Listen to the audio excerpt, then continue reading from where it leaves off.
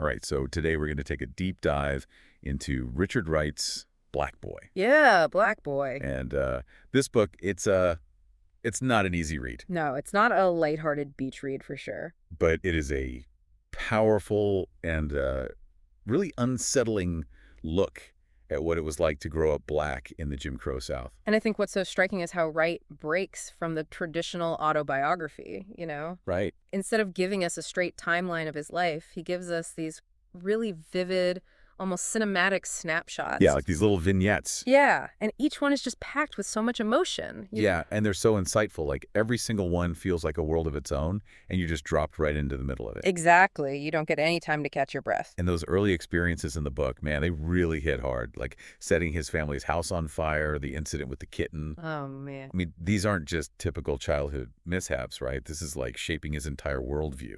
Yeah, thinking about that kitten incident, it's brutal, but it forces him to confront these big questions about responsibility and consequence at such a young age. Way before most kids even have to think about that. Exactly. It's like this crash course in the harsh realities of life. And especially for a black boy in the South at that time. Yeah, absolutely. It's like the world is revealing its cruelty right from the start. Yeah, and there's no escaping it. Yeah. But it's not all darkness, Yeah. right?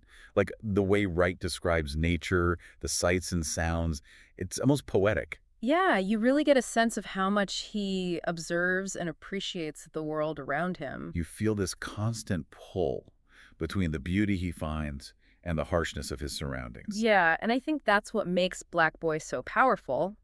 It would have been easy to just paint this picture of unrelenting oppression. Right. But Wright shows us the resilience of the human spirit. He finds these moments of beauty and connection, particularly with nature, that keep him going. It makes you wonder what we all cling to in those moments when things feel unbearable. Absolutely. It makes you reflect on your own sources of strength and hope. It really does. And then there's the whole layer of family dynamics. His strained relationship with his mother, the absence of his father, the way responsibility falls so heavily on his young shoulders. Yeah. I mean, it's a lot for anyone to handle, let alone a kid trying to figure out who he is. And on top of all that, you have the influence of his grandmother's devout faith. Right, such a strong presence in his life. On one hand, she's this pillar of stability, It's a rock for him. But her beliefs and that strict religious code she enforces also create this intense internal struggle for young Richard. So it's almost like this push and pull between finding comfort in her faith and grappling with these doubts that are starting to emerge. And you can see how that internal battle really sets the stage for his eventual rejection of organized religion. Yeah, he's starting to question everything. It's a turning point for him, a sign of his growing independence. And his courage to, like, carve his own path, Absolutely, and that takes a lot of guts, especially considering the time and place. And then, of course, you have those encounters with racism and violence that are just inescapable. The chain gang, the brutal beating of that black woman. Yeah, those scenes are hard to read. They're not just isolated incidents. They're constant reminders of the danger he faces every single day. And what's so crucial is that Wright doesn't just tell us what happened.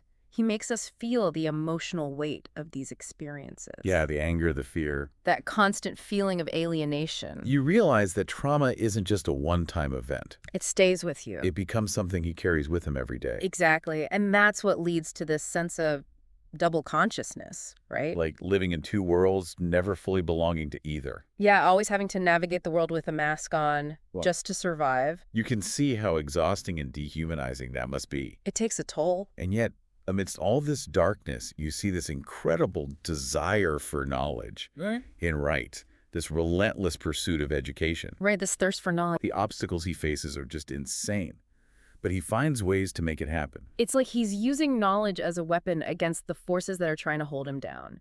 That's a powerful way to put it. It speaks to that inherent human drive for self-improvement, that hunger to expand your world, even when the world is trying to shrink it.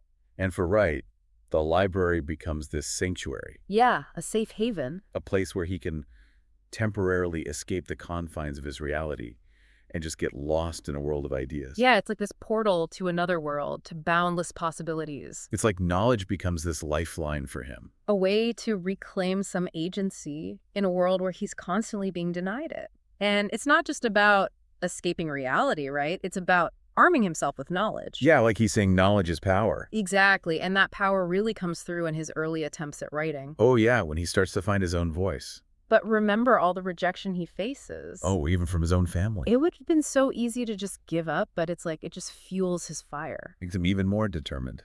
Exactly. He's like, you might try to silence me, but I will be heard. And those white men who offer him opportunities, but with all those strings attached. Ugh, it's infuriating, right? It's like they're dangling this carrot in front of him, but it comes at such a high cost. But it also shows you how strong Wright's integrity is. Oh, yeah.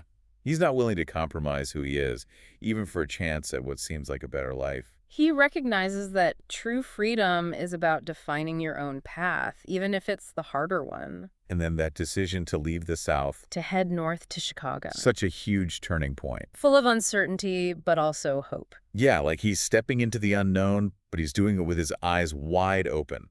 I love that line where he says, I was leaving the South to fling myself into the unknown. I was taking a part of the South to transplant in alien soil, to see if it could grow differently, if it could drink of new and cool rains, bend in strange winds, respond to the warmth of other suns, and perhaps to bloom. It's so powerful. It's heartbreaking, but also so full of hope. He's not just running away, he's carrying those experiences with him. Trying to make sense of it all.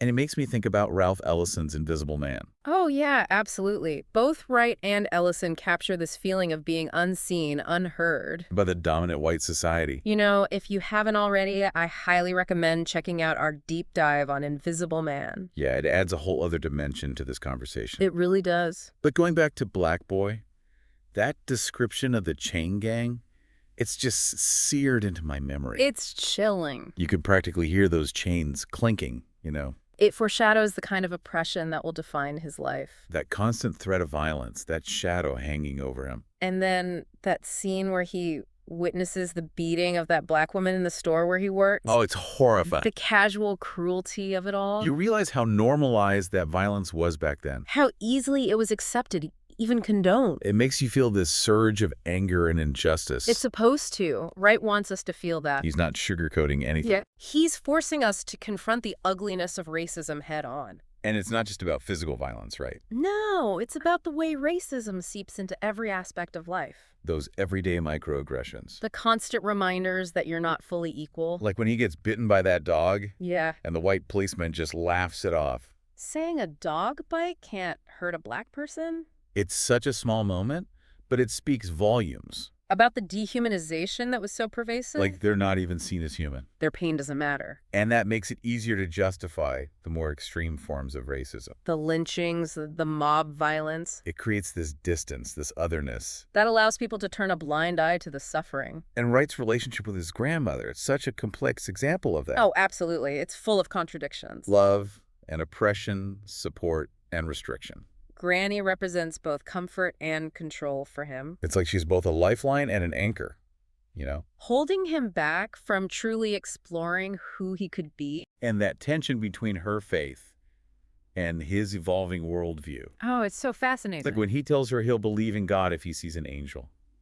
It's a child's question, but it reveals so much. He's not willing to accept things blindly anymore. He is demanding proof. And you can feel that growing distance between them. The widening gap between her traditional beliefs and his understanding of the world. And yet, amidst all that, Wright's thirst for knowledge never wavers. He never gives up on education. He faces all these incredible obstacles. But he finds ways to learn, to grow. And the library becomes this sanctuary for him. A place to escape. To immerse himself in ideas. Remember how he sneaks books into the factory? Hiding them from his white coworkers? It's a testament to his determination. Like he's saying knowledge is worth the risk. That it's essential for survival. And that message feels so relevant today. Especially when access to information is being controlled and manipulated. Right, reminds us that education is a fundamental human right. And then there's that decision to leave the South for Chicago. Such a leap of faith. A gamble on a better life. He's standing at the edge of this precipice, knowing the dangers that lie ahead. But he chooses to jump anyway. He's leaving everything behind. But he's carrying all those experiences with him. Hoping to find a place where he can finally breathe.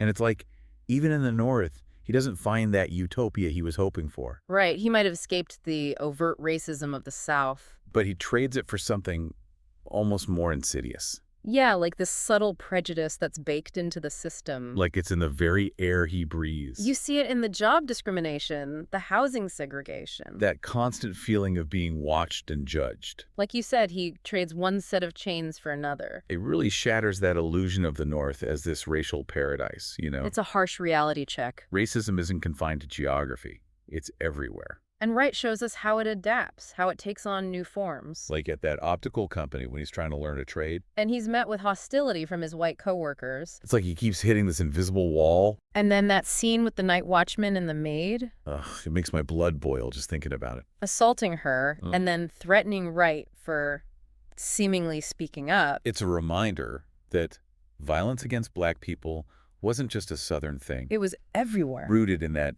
deep-seated belief in white supremacy. And for Wright, it's like no matter where he goes, he can't escape it. His race defines him, limits him, It's a constant burden. and you can see it taking its toll. The anger, the resentment. That urge to lash out. Like when he talks about that feeling of wanting to steal. Yeah, to strike back at a system that's robbing him of his dignity. It's raw. It's honest. And it speaks to this truth that oppression breeds rage. But what's amazing is how Wright channels that rage into his writing He turns his pain into art. and uses it as a tool for liberation. That's what makes Black Boy such a powerful and enduring book. It's not just about suffering, it's about resilience. That unwavering belief in something better. Even when the world seems determined to break you. It forces us to confront these uncomfortable truths. About our history, about ourselves. And for anyone who wants to keep exploring these themes, I'd highly recommend checking out James Baldwin's The Fire next time,